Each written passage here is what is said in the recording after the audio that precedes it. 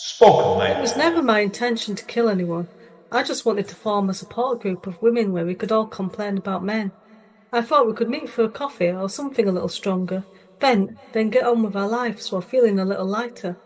The idea for the group stemmed from a conversation with my best friend Emily after the latest incident of a man thinking he had the right to take up my personal space.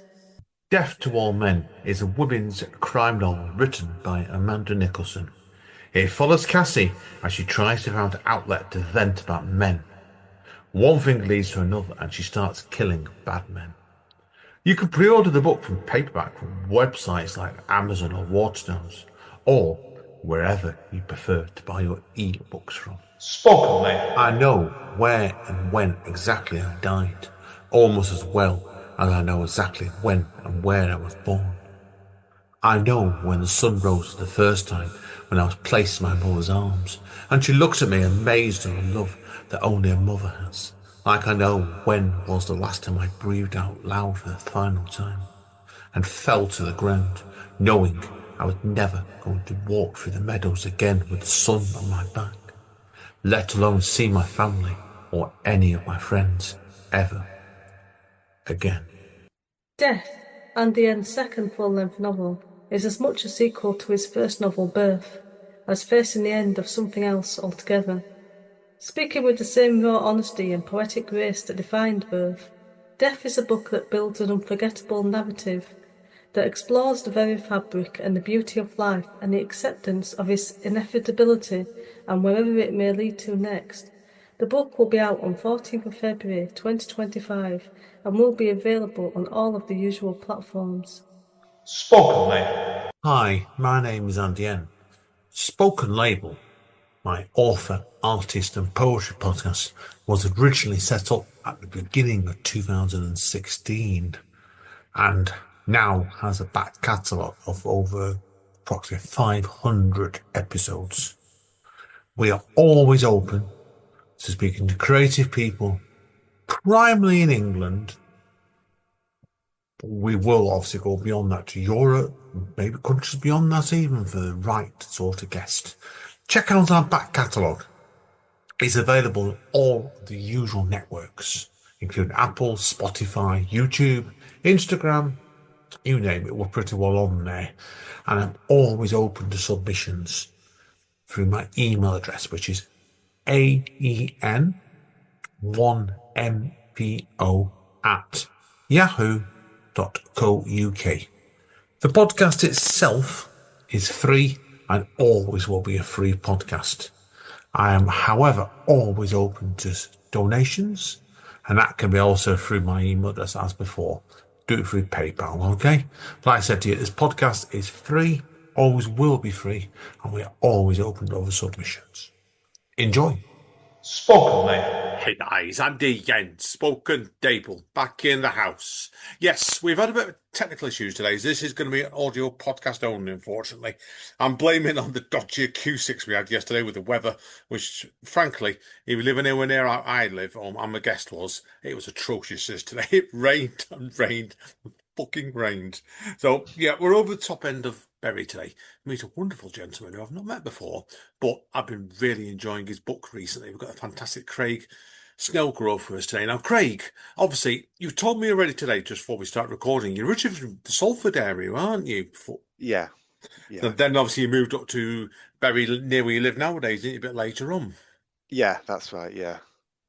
Tell us about your family background then. Obviously, what led you to where you're living now then? So yeah, my mum and my family are all from Salford originally, and then when I was, I want to say like 5 or 6, we moved out of Salford. We moved into Prestwich, um, and then when around about 1996, we moved to Radcliffe, and since then I've been in the Bury end. So lived in Radcliffe for God, about 20 odd years. And then about 5 years ago, moved to Walshaw, which is a village just next to Tottington in Bury, up in the hills though. Up in the hills, you say, don't Up in the you? hills, yeah. Right? No, fair play to you, mate, with that. So, Yeah. no, it's a lovely area. Actually, I know roughly where your village is, but I've been to Tottingham Yeah. before, and it's gorgeous area. And I It get, is nice. It's a lot nicer than Radcliffe where he was previously. oh, completely. Now, also, I said before to you, in the podcast, we had atrocious weather where I live yesterday. It Yeah. was rained all day long. Was it bad up your way yesterday? Was it weather-wise? Awful, awful. Yeah, like didn't like you say, didn't stop all day, just heavy rain. Um and yeah, we couldn't get out. Like normally, obviously, we've got a dog, we've got a spaniel, and we walk him daily, but we couldn't get out with him yesterday. Oh, I Um bet he was going crazy, wasn't he? No, spaniels are like. yeah, he did get a bit restless later in the day, so I had to like play with him in the house. But yeah, Oh, yeah, it just couldn't get out though. It just didn't stop, like you say. And oh it no. wasn't even like it was faint drizzly rain or anything. It was just heavy rain. Yeah, which it was, and people wondering, yeah, that's true, 'cause it was a nightmare yesterday. Yeah, The least said about that, the better, mate, definitely. So, yeah. now, we're not here to talk about the weather all day long. We could do, because we're British, aren't we, really, mate? So, we could Yeah. do, but won't do that today. Now, I'm going to tell you today about your writing, because Hmm. obviously I've picked up through yourself your debut book recently, Young Mancunians. Yeah. Now, I want to learn, first of all, what drew you into writing? What, as I would say, what fired the starting pistol? Yeah. It's I've had an interest in writing and reading since I was a kid. Really, I remember writing a story when I was very young in primary school, um, and I really enjoyed just storytelling. But as I got older, I didn't keep that up, unfortunately. I wish I did, but I didn't as I was a teenager and as I was a young adult. Though I did write poetry off and on, and then it wasn't until I was in my late 20s when I started taking it pretty much seriously. But it was the poetry. The poetry was the first thing because I used to like John Cooper Clarke and all that kind of poetry Hmm, and the spoken word stuff. So in 2013, I decided it was my stepdad who gave me the idea as well. I can't remember the context. I can't remember now why it came up, but he was like, "Why don't you do a creative writing course?" So I got on at the University of Bolton, and like I say, initially it was just the poetry. That's what I wanted to be. I wanted to be a poet, and I did a few performances in Bolton as well. I don't know if you know Live from Worktown lot in I do. Bolton. I know Dave Morgan Yeah. really well, so Oh yeah, Dave, Dave. Yeah, yeah, yeah. So I mean, he's a great I guy. go way back with Dave. So Really? Oh, yeah, that's yeah. No, yeah. he's a great guy, Dave.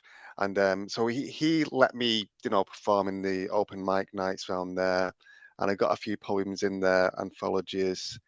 Um, so yeah, and originally it was the poetry, but around about when I started my master's degree, that would have been about 2016. I was getting more into short fiction, and that was I think I can safely say that it was reading James Joyce's Dubliners that kick-started it for me. Oh, Um, that's an interesting choice. Yeah. yeah, because I read that book and I just loved it, and because there was another side where I was like always into like like realism, social realism with the even in films and books. And I've always had it in the back of my mind that I would like to do something like that, but after I'd done the poetry thing, but after reading Dublin as a short story, or the fiction, shall I say, kind of overtook it, and that's led me to where I am now, writing Young Mancunians and stuff. Yeah, No, brilliant. Yeah, because like I said, for Young Mancunians, obviously, is a fantastic book. It's one of the best debut books I read for a while. To be honest, with you. It was oh, thank you. I Yeah, really, really enjoyed this, and you know I did. I told you that already. Now, but I yeah, know it's got links to your PhD thesis you did at the University of Huddersfield, hasn't it? yeah, yeah. Tell us a bit more about that. Yeah, so the PhD came about because I love Dublin so much, and then I started reading other short stories and or short story collections, and I kind of got fascinated with them, like especially the thing with like how sense of place and alienation are like prevalent in short fiction, and I thought I'd like to research it. So I applied for the PhD, and at Huddersfield I applied for it because I was looking at where I could go to do this work, and one of the lecturers at University of Huddersfield, Michael Stewart. He's from Salford originally as well, and he's a really good writer. And I thought, well, he's somebody that I'd love to work with on this. And luckily, he was interested in the project. So, yeah, it just came about like that. And then the creative side would be the short story collection, Young Mancunians. So yeah, I think initially it was the research aspect into short fiction, and then also I wanted to do my own collection and based it around sense of place and alienation. Yeah, Which does this because it's a really good example this of what I really liked about the book for me was I'm going to go into more depth in a minute. It's about some reminds me of my own book that I'm working on at the moment in a very different way. Was to yeah, me was the actual landscapes in all of these books are as important as the actual yeah, characters in the books were. absolutely. Yeah, yeah. That's what really Because struck me. yeah, and it's like because place, and this isn't just in short fiction. Actually, this is all kind of all forms of fiction. Place is a character in itself. Um, and I'm just really fascinated about place anyway, even in like a real world sense, for lack of a better way of putting it. But you know how like sense of place informs who we are, and how, especially you'll know as well, how Manchester's changed so much in the last 30, 40 years, and how I think that that's had an effect on people in a way, especially like younger generations.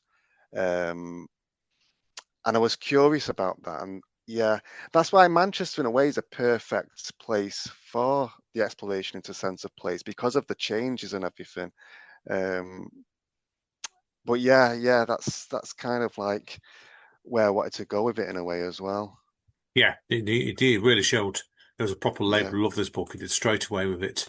It's you said obviously before, and obviously, you've told us what drew you to the short story cycle as a form. Mm, What, and I know, but you told me about your poetry as well. yeah. Did you consider perhaps any other forms? I don't know, like a novel, maybe a play? Yeah, I do want to write a novel. Yeah, I'm gonna be writing a novel soon because I mean, I do love the short story form, but I just want to write a novel. I've got Yeah, a few ideas. The thing with a short story, though, is thought because with it being sense of place, with the short story, the more perspectives you come at a topic from, the broader the picture you can paint of it, if that makes sense. So, yeah. with say with Young Mancunians, so there's like 15 different characters, and that's 15 different perspectives on place, and it gives a fuller picture. I agree. Yeah, Yeah, I agree because I think you get a full perspective of it because each one's like a little snapshot, isn't it? yeah, Really? exactly. Yeah, yeah, Yeah, it works really well for that reason. I mean, no, it's a great choice, man. Indeed. yeah. So now, obviously, with that being the case, then it's the book itself is obviously harked in realism, Mm, and you can see the characters feel alive in it, and mm, it. I want to know about your relationship to realism yourself with some of these characters. Did mm. you were they based some of the characters on people you knew, or was it situations? Um, it was mainly situations, to be honest. There are a couple of characters that are loosely based on people I've known, but very loosely because you know some of them are just like because everyone's met like you know like really loud characters, shall we say, in real life. So that do influence stories sometimes. So yeah, some of the characters are loosely based on people I've known, but on the whole, it's more influenced by situational things, just the general experience of growing up in and around Manchester, really, and the kind of stuff that goes on, if that makes sense. Um, so yeah, yeah, I'd say mainly situational. Yeah, no, that's fair. That's a good point. Good point. Mm. I did really like the factor of this book was it's a lot of this. The book itself steps away from traditional Mancunian stereotypes. Mm. And at what stage did you know you're actually developing a book? Um, well, I think straight away in a way because it was a pre-planned thing to write the book and to write it on Young Mancunians. But I think the thing about the stereotypes came a bit later on. I would say within I started it in like September 2021, and after a few months, I got some feedback to say that some of the characters felt cliched. And when I thought about it, it's like, well, that makes sense. They are. And I had to start again, basically. But that led me on to like another thing with like how Manchester, do you know, like the typical Manc kind of thing with the, you Yeah. know, Liam Gallagher, Ian Brown, and all that stuff, and all things that are actually quite dated now. And I've been around for 30, 40 years or more. And I thought, well, when I thought about it, it's like, is there any modern contemporary takes on Manchester or what man, you know, I mean, the typical Manc doesn't exist, does it? But you know, that kind of notion of what a typical Manc is, that when I thought about it, that was really interesting. And I wanted to, and I did make a deliberate choice then to move away from what could be seen as like, you know, cliched characters. So again, the obvious one is your Liam Gallagher or Ian Brown, that kind of thing. Um, so it was conscious in that way, yeah. The getting away from the stereotypes. It's it's terrifying, really, to think about it. Looking at the stereotypes that we talked about there, is how old these stereotypes have been in existence for now, Yeah, really. yeah. And it's interesting, like with the Oasis thing with their reunion this year, and you think, I mean, it's not a knock on them, don't get me wrong, but I mean, the way that people started to wear the bucket hats again, and I've never known anyone to wear a bucket hat, you know, day to day. And Yeah, it's that thing is like the bucket hat is associated with being Mancunian, and I don't get that.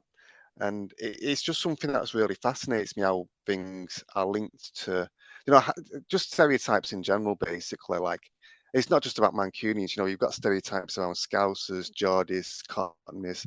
I just think it's an interesting concept, really, like an interesting construct that people create. yeah, you do, and it's like I said, it's fascinating the fact like you look at it, past generations, isn't it? And it does seem Yeah, like this book. I think it's harked in a lot. This as well. There is a lot of nostalgia in this book, I think, as well. yeah, And that's why I guess why it stands up really well against the way Manchester was and the way it is now, with a lot of yeah, it's the old and the new clashing all the time. Not the characters always. It's yeah. the backdrops. Does it feel to yourself looking at that now like that? Yeah, it's interesting you say that. I'm actually really pleased you've said that as well, because I think I was kind of going for that in a way, to get the clash between the old and the new. Um, and like I say, yeah, because there's not many contemporary depictions of you know, young people in Manchester or the new Manchester itself, because it's so vastly different to what it was. Even the landscape, like, you know, in and around the city centre, especially, and in Salford, like, so, like, you know, Salford Quays, for example, Media City, and all that stuff. But even, yeah, young people are like different to even what when I was growing up, I feel. Um, Yeah, same for me as well, so, because I'm older yeah, than you by a couple of years, and you're dead right. It is society has changed, and I yeah. think it will change again before we both me and you are ready to move on to the Yeah, next yeah. world. I mean, yeah, I mean, it's not like a new thing. Obviously, it's a generational thing, like you say. But I think what it was in the context of this book, it was specifically about the um the cliches and the lack of modern takes on Manchester. Um, and that's what I wanted to channel into the book, really. You know, to have a new take on Manchester, something that was original and spoke to how Manchester is now, and not to what Manchester was. Although what Manchester was is still very much something that informs people's perceptions. You know what I mean? Yeah, if that makes sense. Yeah, Anyway, I think it's great, mate. Really, yeah, really, you've got something for this book, and it does makes perfect sense completely, mate. What you're saying there, indeed. yeah, Now, obviously, like I said before, I found it interesting with the book as well. Like I said, the book seemed to start off, and I know you told me there's several sections in the book mm, already, and it's like the book seemed to start off in more the Berry side to me. Then yeah, as the book came along, like if one of the stories we could talk about it goes into the centre of Manchester. It's almost like you're leading the audience on a map. And was that yeah. always going to be the case? I don't think so. No, I think that's just something that's just developed as it's gone along. And you know what? It could be, or it probably will be this actually, because the structure of the book, it goes from like the age of being 16 to up until a character who's 30. And I think because the late teenage years, that's probably when I was thinking about, as we were saying earlier, like some of them are loosely based on people I've known. I think that comes in predominantly in the first 4 stories, because I was thinking back to what I was like as a teenager. And because I grew up because I was a teenager in Radcliffe, that's probably why they're all set in and around Berry early. Right, And right, then, yeah, and then as right. I've got, as the stories have progressed and we've gone into like stories about being employed and family life and all that stuff, they've branched out then into other areas that I've known. But yeah, I don't think it was a conscious thing. I think it's just something that's just happened um, organically in a way, if that makes sense. Yeah, no, I think it's good thinking sometimes, mate. 'Cause it's like you're taking your audience on the journey. Yeah, And I like the fact it started in one place, and by the end of the book, you were in a completely different place. You'd yeah, moved it along subtly, and I thought it worked really well to you straight away with it. So, yeah. yeah, so, Cheers. yeah, now, I did really like also the fact was that all of your characters were a character either adrift or at the edge of Mm, society. And I think mm, the way you used it as a setting, as I said before, it gave it almost like a noirish sort of feel to me in places. yeah, Um, I think it's probably coincidence, man. That might be the way my weird brain thinks.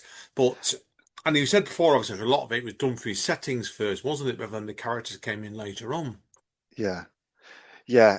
Setting was the big thing. I was just thinking then about what you were saying with the noir thing, because that wasn't deliberate, but I like film noir and I like that kind of stuff. So, I thought I'm, I'd guess so. You can tell yeah, I'm sometimes where it pleased you can. said that. Yeah, but that's something that would have been, that wasn't conscious. So that must have just been something that's, I suppose that says what I'm like as a writer, I suppose, or what I'm influenced by.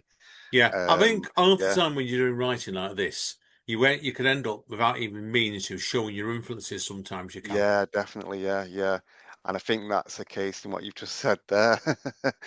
um, but yeah, the settings was the most important thing, and then obviously, just because it's a book about sense of place predominantly, and then obviously the characters. I mean, characters are always important in terms of the stories themselves. I mean, the character is, in short fiction especially, the character is the story. If you haven't got an interesting or um, an engaging character, then you're not going to have a story really. That's probably why short fiction's a bit tricky in that sense, because, like I say, that the story is tied in with the character, if that makes sense. Yeah, does a lot Yeah, of it is like the short stories, like so your some of your books piece, I think are more borderline flash than actual short yeah, stories, and yeah, I think that's one of the most tricky things to manage. Is I'm battered for I know, but I've just worked that one out myself. Is like when you like started off as I started off as a poet and then went into novels. And the yeah, novels you can offer yeah, it just keep you can just keep moving the narrative along and go conclude one thing, mm, move on. With a short story, I'm yeah. sure you'd agree it's a point, then the story's concluded then. Yeah, I mean, what they taught me in undergrad at creative writing was in short fiction, you just get in and out. You come in at the middle, and then you get out as you reach in the climax towards the end. So a good short story, or well, a short story really, you're skipping the juxtaposition, you know, like you would put in a Yeah, novel maybe. So yeah, you come in at the middle and then you're going at the end. And another way I see it as well, it's like just a moment in someone's life. That's what you're honing in on. Um, yeah, I think that's a perfect, way to perfect. put it. No, Yeah, it's mm, perfectly said that, mate. Completely agree with yeah, everything you said on that one, mate. No, very, very well said indeed. So, yeah. with it, so I agree. Now, I I know when I'm writing stories like this, 'cause I tend to write to music a lot of the time. Mm. Well, but my music taste is a bit weird at the best of times. Right. But are you like that, or do you have to write in complete silence? On the whole, yeah, after that in silence, though I do get a lot of influence from music. Like you can listen to music and it just triggers an idea for a story or an idea for a scene. You know, like you can, if you're listening to music and you get an image in your head of it reminds you of a certain place or something, it can trigger the creative process really.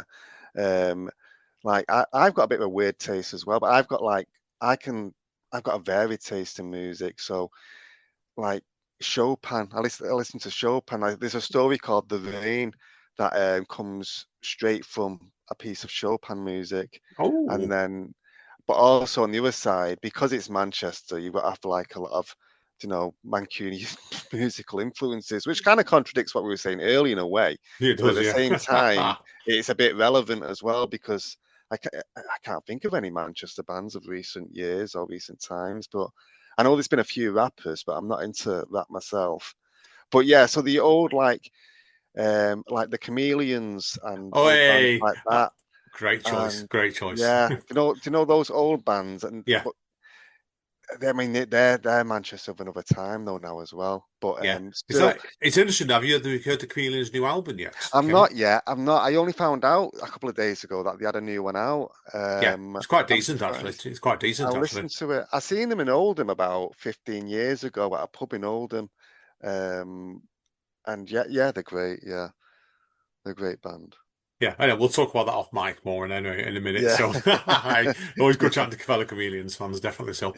But yeah, no, I mean, my case would be like, oh God, I listen to all kinds of weird stuff. So, and it's Yeah. sometimes I need it and it reflects my weird way I write. So, but I said Yeah. that's not for everybody. Are you sort of writer that writes, say, late at night then, or do you actually just do it in the mood or when you get time? No, I'd prefer to write in the mornings or early afternoons, to be honest, when I'm fresh.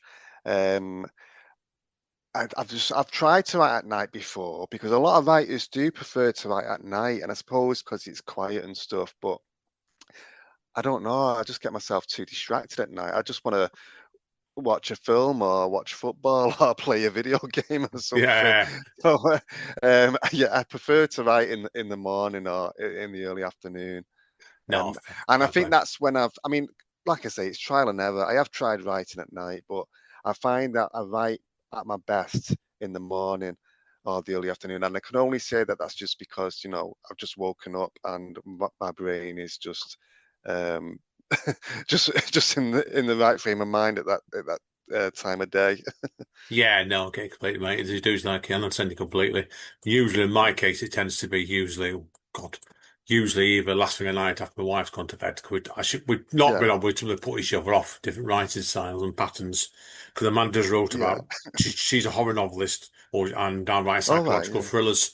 So she tends to yeah. write usually in the middle of the night, usually. So, Really, yeah. I yeah, suppose that would work for a horror yeah. writer, though. Yeah, yes, it's do we like it's just ironic, like I said, is that we're both been like writers and we were writers and we got together originally. So it's like so Yeah, it's just we bounce off each other. That's the best way of looking at it. So but anyway, yeah, yeah. yeah, Anyway, mate, listen, mate, I want to talk about two specific stories in this book. So there's four. There is 14, and I don't want to go and do a deep dive on all 14 stories. I want to tease yeah. people out here. So Okay. the first one I want to talk about is Holcombe Hill. Now, Hmm. which I thought was this people wonder, this is the first story in the book. What Yeah. made you want to start the book off with this story in particular? Well, it's because it's as simple as the fact that from Holcombe Hill in Bury, so it's in Ramsbottom, Hmm, and you know where Peel Tower is, I and do. yeah, and if you go up there, you can see the whole of well, the north of Manchester, shall we say, and you can see to the city centre, and because you get that landscape, I thought, you know what, it would make sense if I set the story with a character who goes on a trip up Holcombe Hill and just takes in the whole of the city. And I thought that would kind of set up the collection in a way. It was just that kind of idea, and that was purely the reason why I did it. And I know that's not like there's no literary reason there or anything specific tied to the writing itself. I just thought it would be good to set up the book with a story that ends with a kid looking out across Manchester. To be honest, that's what I was wondering about that because it Yeah. felt like the story itself was like it said it was a viewpoint, and if you're looking further afield, it's almost like Mm. it's the beginning of a journey. Really, to me, it was. Yeah, yeah, I see what you mean. Yeah, I think that's what I was going for, but like, subconsciously in a way. Um, Yeah, I see what you mean. No, it works really well, mate. And I said to you, it's a good choice for the story. Now, Yeah, obviously, if people look at the book, a lot of the characters in this book are youngish males, yeah. which is not always the case, but in particular on the first, well, there's a couple of female-led stories in this, but the most Mm, striking one to me was Danielle's night out. yeah. Now, tell us about Danielle. Where does she come from then? Do you know Danielle? It's just came out of the the imagination, really. So she's not based on anyone in particular. And I wanted to do a story from a female perspective because I was conscious that it was male dominated, and I imagine the reason for that is because obviously with me being a male, and I would be writing primarily from a male perspective. But when I've sat down and thought about it, it's like, well, I can't call a book Young Mancunians and just write about, the male perspective. I might as well just be writing a novel because, again, going back to what we said earlier about, different perspectives and different experiences. Um, and I thought I need to write a story, or at least, two or three stories from a female perspective. And I don't know, yeah, I suppose with Danielle, it came out of just being, because obviously she's a single mum and she's come out of an abusive relationship. And there was just something that compelled me to write about that. And I can't think of anything specific, to be honest. And then I just thought about someone trying to reclaim the freedom and trying to reclaim, the person that they are. Because a lot of stories are existential in a sense as well. And I think I kind of got into that zone with Danielle's Night Out where it was like, this is a person, like I say, who's trying to rediscover themselves or free themselves from something that's tied them down in the past. And they're now trying to find themselves again, if that makes sense. Yeah, no, it does. It does. It's about a journey of the character of this book, the story it was. Yeah, It was interesting, really, because I always like, when I like reading books like this, to see that sort of variety, is to see how the actual writer, like I said, like Amanda's my wife, she's wrote short story books before now. And I've yeah, seen her when she's actually done male lead characters. And I yeah, like to ask her all the time, I was going to ask you, how did it compare writing a female character? Because she was really yeah, vivid character, to yeah, say to your more male characters. yeah. I think, if I'm being honest, I think it was more difficult to write the female characters. And I was checking with my partner a lot, like, does this sound right? Especially with Danielle's Night Out, because it's five girls on a night out, and obviously I wouldn't know what that was like in a way. So yeah, I would say it was more difficult in that sense. Um, but it was more, I don't know if it was more rewarding actually, but it was rewarding to feel like, or to be told that I got it right and that it was, a decent story. Um, but yeah, it's just little things. I think it's just because it's not your real life experience, if that makes sense. So it makes it more difficult to get into that character's mindset because you don't know what it feels like. I mean, you can empathize and you can imagine it, but you don't experience it. And I think that makes it difficult to try and get it down, especially if you are exploring like the psychology of the characters. It makes it extra difficult. Yeah, no, it does a lot. But I'm always a believer with writing, and I'm just curious of your viewpoint in this as well, Mm. is you've got to keep pushing yourself as a writer. Yeah, And yeah, and I think there's some great examples of this where I think where you could go next to your short stories, I think, here, to be honest with you. And mhm. that Danielle one, to be honest with you, if you're ever inclined, you could write a novel of that one straight away, I think, to be honest with you. Yeah, yeah, yeah, definitely, yeah. Um, Yeah, I mean, I've got a few ideas for novels actually, but nothing concrete yet. But there are a few of the stories in Young Mancunians though that could turn into novels, and Danielle's Night Out is definitely one of them. Yeah, definitely that. So good luck with them straight away with that, because like I said, I Yeah, look forward to cheers. reading them because like I said the book was that vivid in places. You certainly could, I could see he's writing a novel, to be honest with you, mate, straight Yeah, away with that. And that's not, I don't jest about stuff like that. So like, yeah, cheers. I'd certainly be there to get it for you, mate. I can promise you that now. Oh, So thank you. Yeah, right, but obviously, like I said before, we've dropped some hints already. and obviously about what's coming up. Now, is there anything more you want to reveal about these future plans? Well, there's the very in terms of like the novels and stuff. It's very, very. It's just basic ideas at the moment. But I write non-fiction as well. You see, I've got a Oh, Substack. Yeah, I've got the Existential Reader, which is about, well, existentialism, but it's more political as well, that one. And I've also got the Subtext, the art of storytelling. And on that one, I oh, write about just about the writing process, really. So, like reflections on writing, um, tips on writing, and then, like reviews. Like the other day, the last one I did was a, Christina Rossetti poem, Echo. I did a review of that and I put that on the Substack. So I'm always writing. It's just not always fiction or poetry. But like I say, there is a few novels that will be in the pipeline soon, but they're not something that I can really tell you what they're about, if that makes sense, because they're just yeah. vague ideas. I'm like that myself, to be honest, mate. Like I'm Yeah, always jumping round yeah, sometimes half a dozen projects at the same time. yeah. I'm like that. Yeah, yeah. And yeah, and because I keep coming up with ideas for novels, I'm like, at some point, I'm going to have to pick one to work on because I've got 3 or 4 vague ideas, and it's like, well, I can't, I'm going to have to bang one of them out. Oh God, yeah, same here, mate. Like I told you already off mic. My third novel's gonna be out like some point, begin probably spring next year. This has got Yeah, delayed because of a short story book, and then it's got delayed again right. because Yeah, I've got a really good idea for a fourth novel, which is going to be a part of a not 3-part action series. So it's yeah, sometimes as writers we've got to learn to slow down, haven't we? yeah, definitely. Yeah, yeah.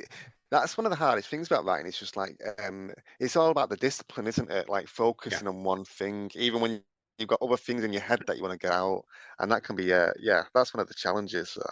yeah. It's just learn to say, put the idea down, half a paragraph, move on. Yeah, But yeah, that yeah. never happens, does it really? So, No, so no, because because that thing of like wanting to do it takes over, and then that's what I'm saying about like the discipline aspect is really focus on one thing and not try and get distracted with all the other stuff going on in your head. oh, completely. Do you think you'll ever write another short story collection like this? Oh yeah, yeah, yeah. Because like I just really love the form, and also I think it's very much underused in a way, or underrated. Because it's and everyone said this to me throughout my creative writing life is that short fiction it doesn't really get picked up by publishers as much as a novel, and it's looked down on as a lesser form in a way, and I disagree with that. I think there's a lot that can be done in short fiction that can't be done in the novel, and vice versa, of course. But I think that the short story's got a lot going for it, and I feel like it needs to be given more publicity, really. So No, yeah, I'll definitely be writing more short stories. Yeah, well, good luck then, mate. Straight away with it. So, yeah. okay, let's look at the plugins side for you, mate. Here then. Okay, yeah. Social media plugs next then. Because obviously you've mentioned about your 2 Substack pages, which I didn't know about. So I'm going to get you to send me the links to them later. But Okay. where else can people find you on social media? So I'm on Blue Sky. So I'm just under my name on Blue Sky as well. And I share a lot of my articles on there.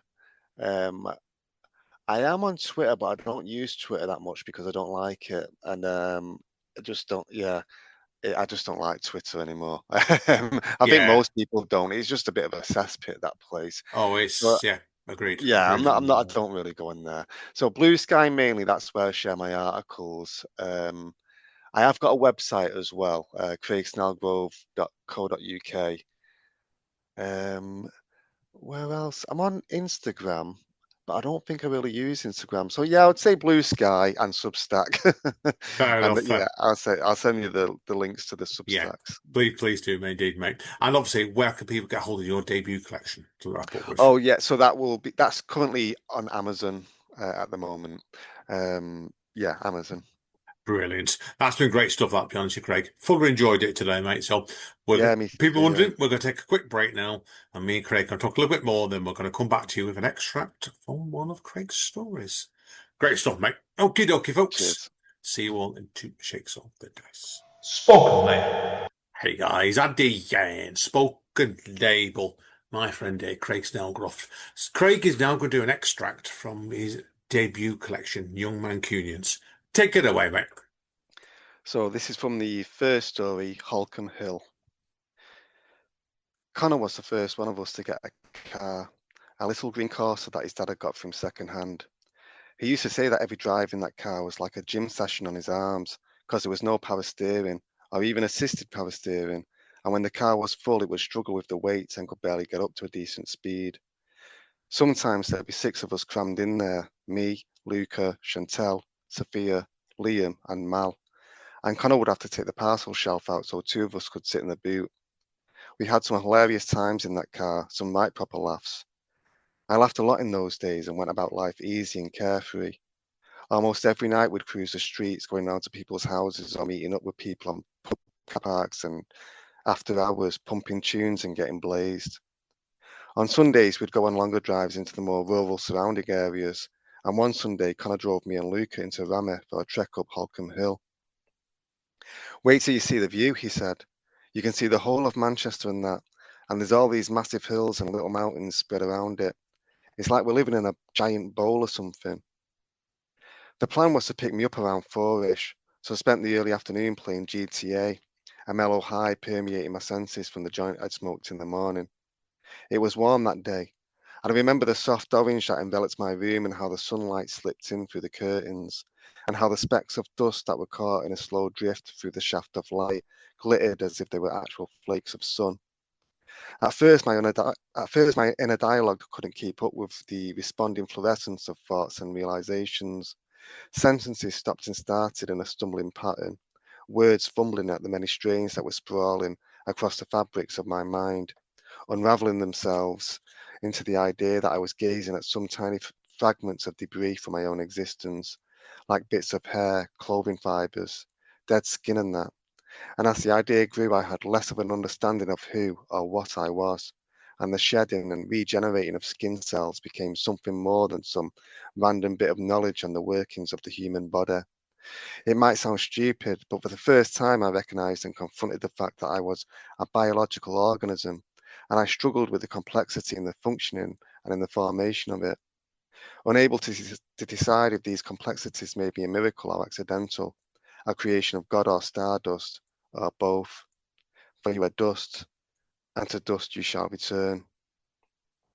I shuffled down on my bed, turned onto my side and lay there thinking about the possibility of me being accidental or random, an organism billions of years in the making, stemming from natural rather than supernatural forces.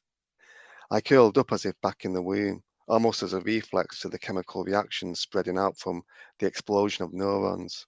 And I felt a weird detachment from myself as my thoughts became thoughts on the origins of thoughts, how they were formed and where they were coming from, as if my mind was trying to figure itself out, fretting over the possibility of only being consigned to this body and this place where the body was formed, that there was nothing else for it after this, no energy force or paradise to go back to, no other body to transport to. I realised how alone that meant I was, even in that small terrace house I shared with my mum, sister and stepdad, and despite the voices and laughter and arguments heard occasionally through the walls, and all the goings on in the houses next door and over the road, and in the nearby streets and beyond into all the other streets, all so distant from the confines of my room, I was alone and unknown to everyone, including in many ways to myself, and consequently, everyone I knew and had known had also become unknown. So I think it's that a good place to start. I think so. Yeah, Perfect. cool. Perfect. Perfect, Craig. Yeah, it does. It's hearing you read that then. And it's interesting, really, like you hear someone read out a piece that you did Yeah, there. That was to give it a much more nostalgic feel than actually I yeah, visualized it. When I was here reading it in my own head, well, I must have it just shows my head. I had this right. real, the really dark and like really forbearing. But it's not, Yeah, it's a much more softer story, actually, I think. And I realized it was actually that. No, it's yeah. great stuff still. Do you find when you're reading them out to audiences, you bits and pieces, it's Mm. like it takes a life of its own sometimes, your stuff? Yeah, sometimes. I can't lie though, when I'm reading something out, I'm very self-conscious when I'm reading out. So that's something that I've got to work on, and I've always been conscious of that. It's always been a hindrance with poetry more than fiction. You know, that the nerves. But yeah, yeah, when you do get into it though, yeah, you are transported. It does kind of when you get into it, especially things click that wouldn't click if it was in your head, if that makes sense. Yeah. Um, so yeah, it's definitely something that I have to work on. Like I say, overcoming those nerves, because it is a very, very useful process. Obviously, reading aloud is different than reading in your head. Um, Even like the things like rhythm of the piece is important, and things like that. Obviously, you get a different perspective when it's read out loud. Yeah, no, agreed. Agreed. And you've got a really good reading voice there as well, James. You may not think it, but I think you do there straight Oh, away with that. So, cheers. anyway, mate, people wondering, obviously, we're going to wrap up part two here, the main part of the podcast. But it's been a pleasure. Been a pleasure today, Craig. I've really Yeah. enjoyed this. And I've been looking forward to since you sent your book over to me last month, Oh, mate. So, great. I do recommend it, everybody. Check it out. It's a great book. Now, we are going to hang out with the kids now, Craig, aren't we? As I always say. So, Yeah. so going to head over to TikTok and Craig can read out another extract from another story. So, thank you again, mate. It's been great fun today. No, thank you so much for having me. Yeah, I've loved it. It's been really good. Cheers. Okay, folks. As my friend, as somebody Craig doesn't know, but I love watching American wrestling as well. Another vice of mine, right? But there's a saying one of their, dodgy managers says. This guy called Don Callis. He uses this saying, "Stay safe and stay over," and I like that. So, so we will see you all next time, folks. Spoken, mate.